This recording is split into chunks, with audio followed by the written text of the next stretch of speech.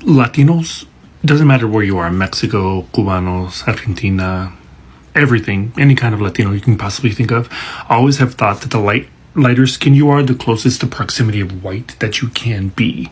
And the unfortunate part is most Cubans are light-skinned, so they always think that they get a free fucking pass because they're somehow light-skinned enough, but they're never white-skinned enough.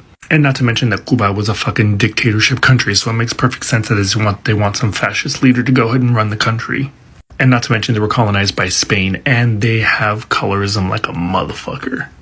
And the internalized racism that they have, because Afro-Cubanos will literally say that they are white without hesitating at all. I mean, I lived in New York for a very long time, and the Cubanos who think that they're literally white are fascinating to me because they literally feel as if they are the exception to the rule, but yet they do not know that obviously they were enslaved by Spain, and that they're not only Latino, but most of them are Afro-Cubanos or Afro-Latinos. So, it's just fucking wild. That's why.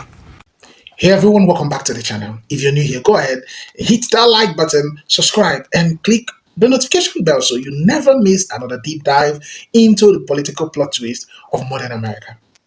Now, trust me, today's story is one you don't want to skip. So, imagine voting for a political movement because you genuinely believed you'd be embraced as part of the in-group, only to wake up one morning and realize, wait a minute, maybe they didn't mean you after all. Yeah. Now, that's the unraveling revelation hitting many Latinos for Trump voters right now. And the shock is, let's just say, Olympic level, right? I'm a Latina for Trump, and I support mass deportations. It's not that hard to go through the legal process. My grandma came here illegally, but she married my grandpa, and they did the whole process. So at the end of the day, we legal. I'm a Latina for Trump, and I'm a no sabo because we're in America and we speak English here. I mean, I can't really communicate with my grandma, but that's on her. That's on her. That bitch has been here for 30 plus years and she still doesn't know English. I'm a Latina for Trump, and I support the ICE raids. At schools, at graduations, I don't give a fuck. Those kids are criminals. And I'm happy that we're no longer using our tax money on giving them free lunch because fuck them kids. Unless they're a fetus, because I'm a good Christian and pro-life. Pro vida. I'm a Latina for Trump because I'm broke. And he promised cheaper gas and groceries. And don't come saying, oh, everything is more expensive now. No, bitch. Tell me why the gas in my city is 5 cents less than it was last week. Then I went to 7-Eleven and picked up my daily Coke and hot Cheetos, and it was 20 cents less. So, bitch, if you want to be blind and ignorant, be blind and ignorant. Because Trump is over here working hard, and he's already made a lot of great decisions for our country. And if you don't want to see that, that's on you, boo. So God bless America. You can hope all you want that Latinos for Trump are going to fuck around and find out now that the Supreme Court has ruled that ICE can racially profile people on the street if they look like illegal aliens. But it doesn't matter because Latinos for Trump have been pretending like they are white, assimilating into white culture so long that they think they look white and they don't think they're going to be racially profiled. They don't think they stick out to ICE. They have whitewash goggles so badly that they think to a gang of ICE agents that they look like a white person. Don't get started on me about this whole, oh, this white girl's talking out of pocket, doesn't know what she's talking about. I'm Cuban American. I'm very acutely and intimately aware of the thought processes going on here. You can bark at them all they want about, oh, look what you've done now. Look what you've done now. Now you're a target. Now you're a target. You can be racially profiled. They don't give a damn. They don't give a rat's ass. I know this particular niche issue doesn't really matter in the grand scheme of things because the Supreme Court did indeed just strip away civil rights from everyone in this country, especially those that are black and brown. But, to me, it kind of matters. They voted for this, yes. They've done this to themselves, but they still don't give a shit. They still don't think anything's going to happen to them. They're sitting around watching other Latinos with legal status and naturalized citizenships getting snatched up off the street and sent to El Salvador. They don't give a damn. They don't even believe that stuff is happening, much less believe that it's going to happen to them now that the Supreme Court said it was okay. Yeah, I'm not gonna lie, Latinos for Trump be frying me, bro. These motherfuckers will sit there and listen to white men joke about, oh yeah, deport all the Latinas except the bad ones and shit. Even the bad ones they're gonna sit there and kiki and laugh about that shit. Yo, that level of cucketry is beyond me, bro. That's what I'm trying to tell you. Sometimes motherfuckers don't even like being their own race and shit. They just be like, okay, I'm cool with being this, cause I might be closer to being white and shit like that, cause I ain't gonna lie, Latinos for Trump, that's some like goofy, like cuckish. Like, I ain't gonna lie, y'all better than me. I can never, as a man, I can never. I don't ever want to hear that Trump is a racist, because what's happening right now is 1000% about color. He's targeting innocent Latinos and deporting them, tearing families apart, even deporting Americans. He's deported American children with cancer without their medical supplies. On top of that, he's deporting people that are actually in the legal process of becoming Americans. Meanwhile, on Monday, he is welcoming white, keyword white, South Africans into America. He's providing them housing, prepaid phones, weather appropriate clothing, groceries, house furnishings, all while also saying that Latinos are draining the economy. Are you, like, be so fucking for real. Be so fucking for real, because these are the same Latinos that work multiple jobs. When have you seen a Latino immigrant begging on the street? Oh, wait. Latino immigrants work multiple jobs, don't even qualify for the benefits that he falsely claims that they are abusing. Babe, they can't even get these benefits. They will sell you flowers, wash your car, wash your house, wash the dishes. They do everything. They don't qualify for these benefits. You think if they qualified for these benefits that they would have all these multiple jobs, babe? Oh my God, like, at this point, I just don't want to hear it. I feel like there's so many people that I know personally that have been gaslighting me, constantly saying, oh, Trump he's not racist, he loves Latinos. Then make it make sense. Make it make sense. And then the ACLU has already reported there has been so many U.S. citizens that have been arrested and detained because they have been racially profiled. Yeah, for the color of their skin and for speaking Spanish. So please, I don't want to fucking hear it. It is about race. It is about color. If you're black and brown in America, you are targeted. And right now they're trying to get rid of habeas corpus, which is going to eliminate your right to resist arrest. So yeah, for all the Latinos that voted for Trump, babe, it's you or me next at the end of the day. Like, this is about color. This is about preserving whiteness. This has always been that. And, you know, I don't think that we are at a point to, like, blame the people, the Latinos that voted for Trump anymore. I think it's just wake up. Like, there's literally nothing that he's doing that's going to benefit you. Nothing. And I don't think that you need to wait for it to, like, personally affect you for you to wake up. I really beg and implore you to do your own research and just wake up. This isn't right. This is so sad. This Latino is very upset. That's because he voted for Trump thinking, as he says, that the Trump administration was going to be better for our economy. The problem is, he's a business owner. He owns a detail shop. And 100% of his clientele are Latinos. Latinos are the ones affected by this administration, whom he voted for. Classic FAFO. Because he voted Trump thinking that Trump was going to save somehow with a magic wand the economy. But his clientele is primarily Latino. How are you going to vote for Trump knowing that Trump is going to come after your whole clientele? So now he comes to TikTok with sobbing eyes saying that with a heavy heart he's going to shut down his business because no Latinos are bringing their vehicles to get them detailed because they can't get out of their house afraid that ICE is going to come get them. My question is, did you think this through, sir? Did you think this through? You're a business owner. 100% of your clientele is Latino, and you're going to vote for the one guy that's going to destroy your own business.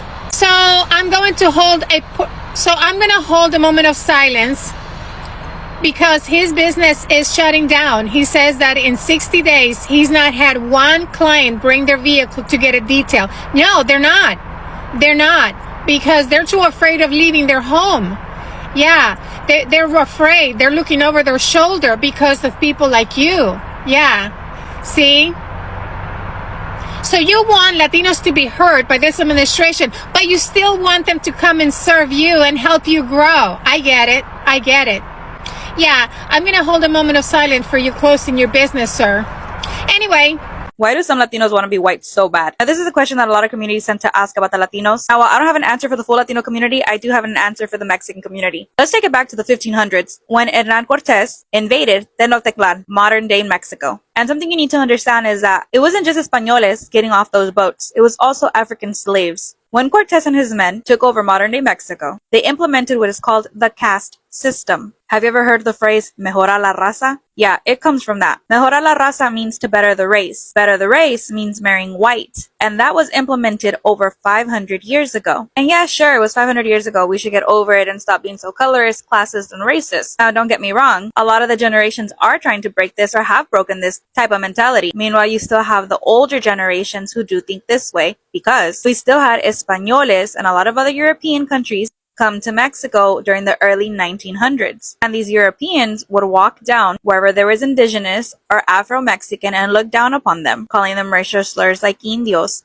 prietos. Have you ever heard indio bajado del cerro? That's a racial slur for our indigenous people, because the more indigenous you are, the more away you were from the city, the less class and education you had, and you were considered lower than everybody else. Again, leading back to the caste system, even though it's 500 years later. So why is this still happening and it's 2025? The older generation of Mexicans did go through a lot of prosecutions. Mexican Repatriation Act that happened in the 1920s, Operation Wetback that happened in the 1940s, the wet lines along with the lettuce protests that happened in the 1960s, and even though time and time we've seen again that Mexicans uniting with the black community, it's a lot of things done, it's still part of the system to be racist against anybody that is darker than you. And if you're dark, they teach you to go lighter, to aim to be lighter. So if you marry somebody that's lighter than you or white, you're saved. Now, again, I want to emphasize that this is not everybody in the Mexican community. A lot of people have been breaking this mentality, especially in the country of Mexico. The country of Mexico has been more accepting to our indigenous people and our Afro-Mexicans. Mexico has always been a melting pot when it comes to different nationalities and ethnicities. That's why many people are trying to break this thought process that was implemented again over 500 years ago by colonizers. So if you see a Mexican with this type of mentality, it's a colonization mentality that they still have yet to break. This is why it's important to speak on the history that the colonizers tried to erase, to educate one another so the next generations to come know where they come from and they stay united. Let me know what you guys think in the comments below. You will never be white. As much as you, a fellow Latino, wants to be in proximity to whiteness, you will never be white.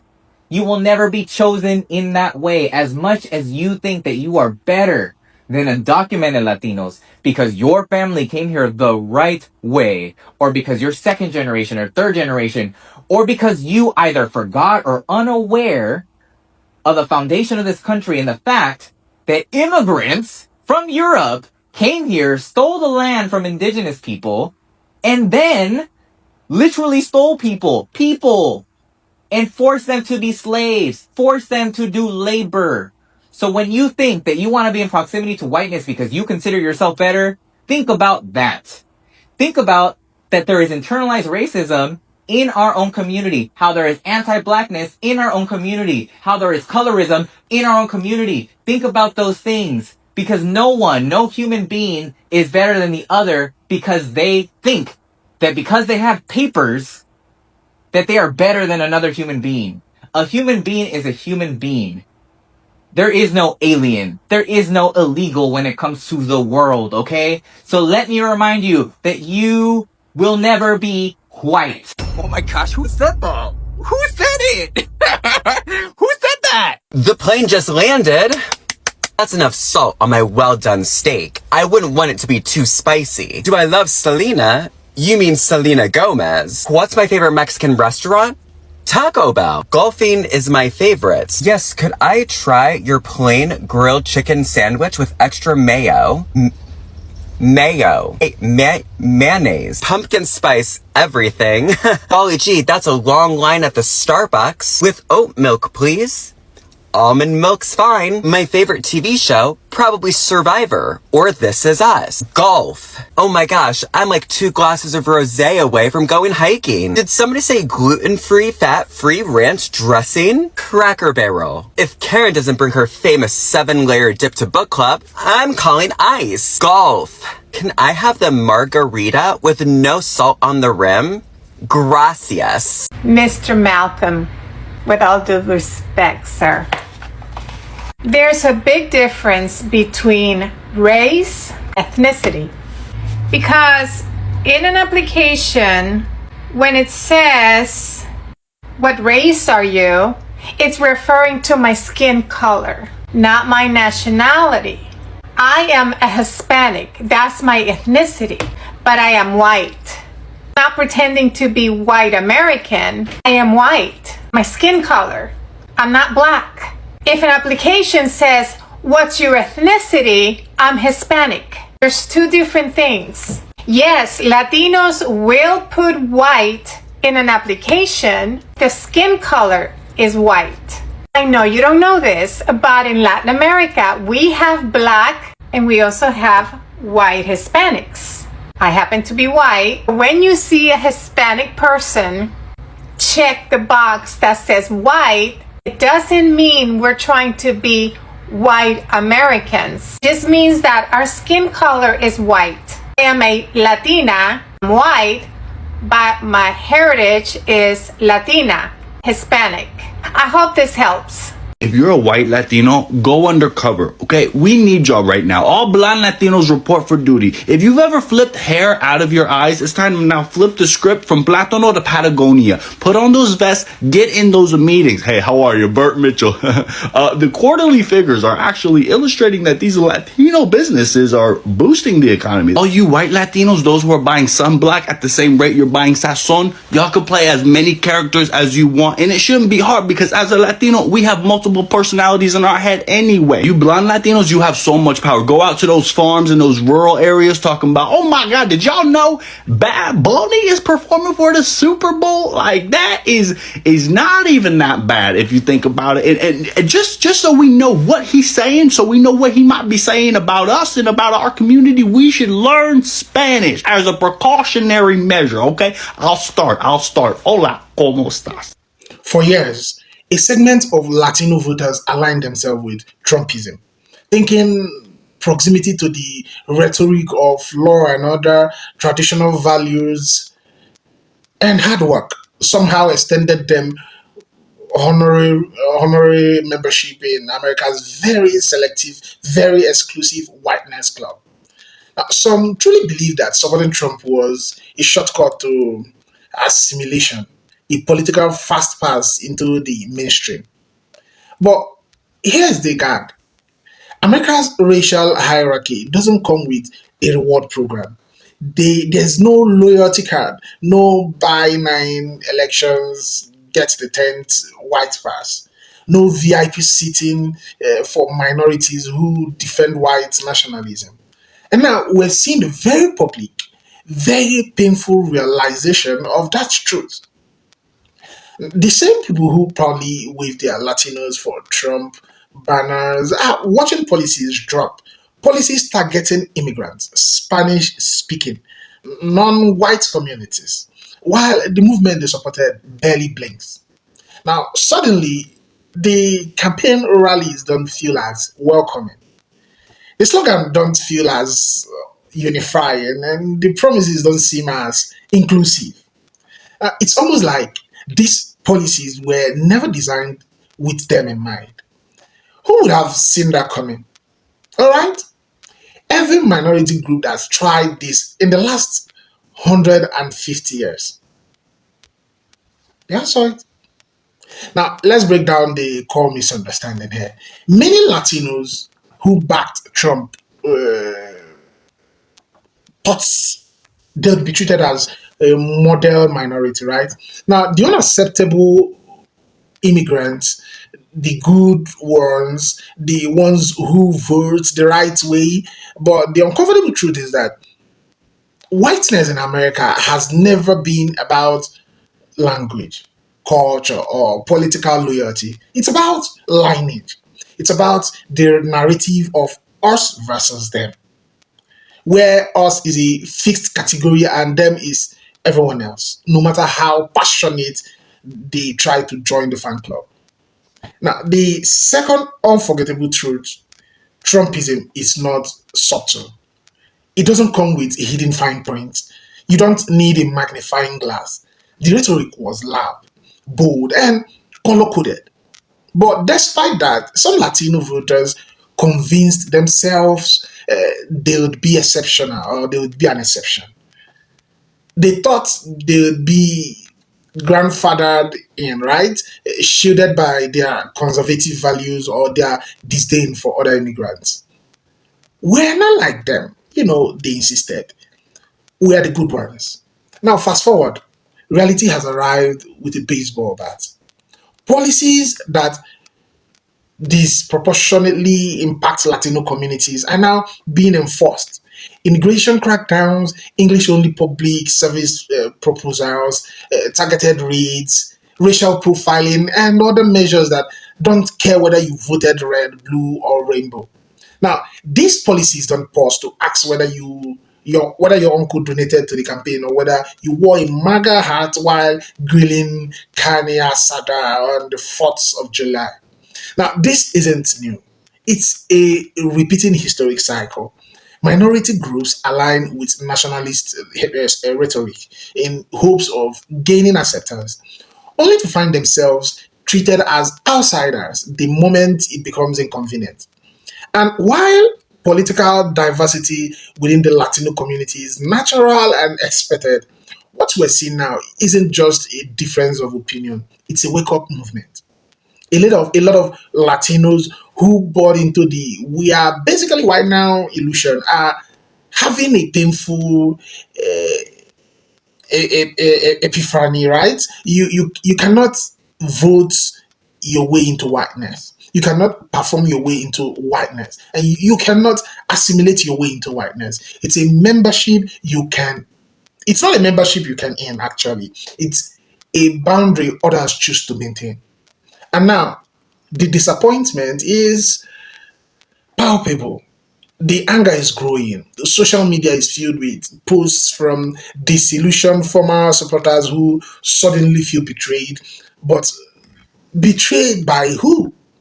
Trump, the movement, or themselves for being in an identity that was never offered to them in the first place. So, here we are. Latinos for Trump, eyes finally open, realizing that political loyalty was not a shield, not a ticket, not a bridge into whiteness. It was just a vote. And now they are confronting the consequences of a political identity built on wishful thinking rather than reality. So let me hear your thoughts. Do you think this awakening will shift Latino voters' voting pattern moving forward? Are these voters victims of manipulations, or was it self delusion from the start? And most importantly, what does this mean for the future political coalitions in America? Drop your thoughts in the comments below. Let's talk about it. Don't forget to like, share, and subscribe, and I'll see you on the next one. Credit belongs to original creators.